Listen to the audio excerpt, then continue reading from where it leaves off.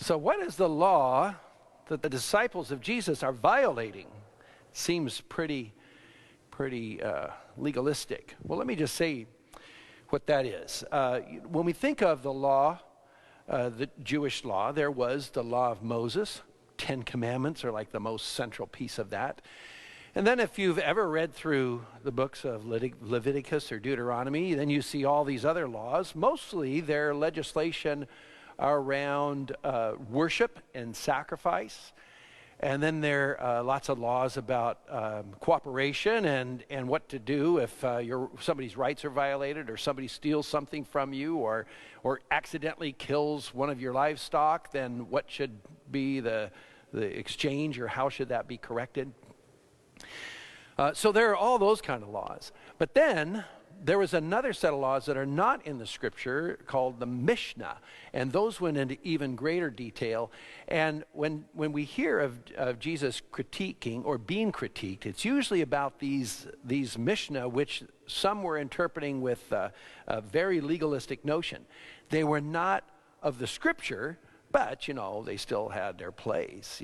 Like we have laws, we have a constitution that's fundamental, and then we have a lot of other laws, but then they go into specific areas, like tax law. Of course, Ann, you don't have to worry about any of that anymore now that you're retired as a CPA.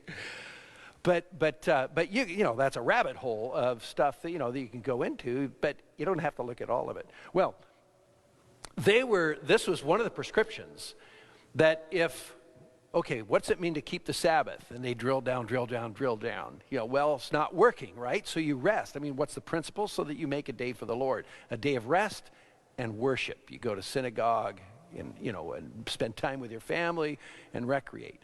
But the Mishnah had it nailed down to how many steps can you take on that day outside of your home, because you should stay home and pray with your family. Synagogue should be close enough. Okay, then that's the limit. Any more than that is work, and you shouldn't be out harvesting. You shouldn't be casting your nets as a fisherman. And so what's harvesting? Well, anything where you're pulling the fruit off the tree or from the field or the grain. So what were the apostles doing? It was a Sabbath. They were walking through a grain field, and I've done this myself. When you walk through, you grab the heads and you pull off the grain and rub it in your hands and blow off the chaff. And there you have just grain, and you can chew it like a little snack. That's what they were doing. That's all they were doing. But it was harvesting. And they weren't even farmers, So that's where Jesus says, what's wrong with you people? Because he's being critiqued just because there have other reasons to be jealous of Jesus or not like him or disagree with his interpretation. And he's seeing that they're getting legalistic and missing the point. Okay, so that all can make sense to us. And it reminds us, a good message. Don't be too legalistic. Look at the person. Look at the bigger issue that's involved rather than be nitpicky. Okay. But here we have a teaching on the Sabbath. And today, July 17th, marks 4 months that when we first had masses shut down, right? That was March 17th, St. Patrick's Day of all days. I said mass here all by myself, but we weren't allowed to have public masses. And then Sundays, and still today, we're dispensed from the obligation, because even though we can add back a few folk, 25 at any gathering, still most are not able to come, and so the Archbishop has granted a dispensation from the law of the Sabbath. Okay, that means we're freed from the obligation to attend Sunday Mass. Well, the obligation should be like it's an obligation to tell your spouse that you love him or her. It's an obligation to be good to your kids. It's an obligation to be kind, to be forgiving. It's a law, but we should do it gladly because, my gosh, we get to receive the Eucharist at Mass. It should be something that we do not out of obligation, but out of love. And that's really the principle behind that. So what's it mean to keep the Sabbath during the time of coronavirus? And I don't think we need to get legalistic about it, but I think each of us in our hearts needs to look at, okay, if I can't go to Mass every Sunday, now how do I make sure I'm making time for the Lord? How am I making sure I'm spending time with family? or resting.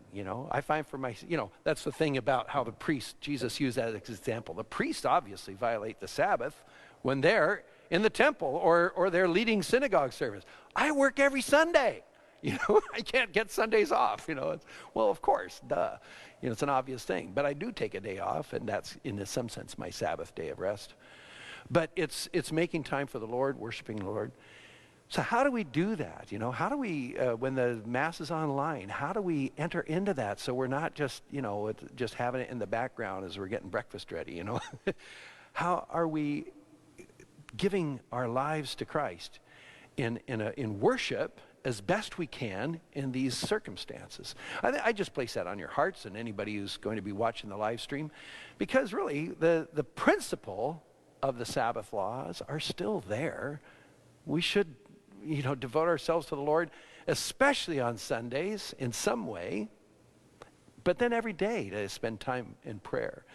So again, I just put that on your heart, because when in these particular days, we have to manage our lives and make decisions about, okay, if I can't do this and that, what can I do? And how do I make sure that the Lord is at the center of all that? That's really what we're all called to do as disciples. So I know for myself, I had to make little adjustments as I go along, so I encourage you to do that too. But just to remember to put the Lord first, and then everything else about dealing with the issues of our day and this coronavirus will come into proper perspective.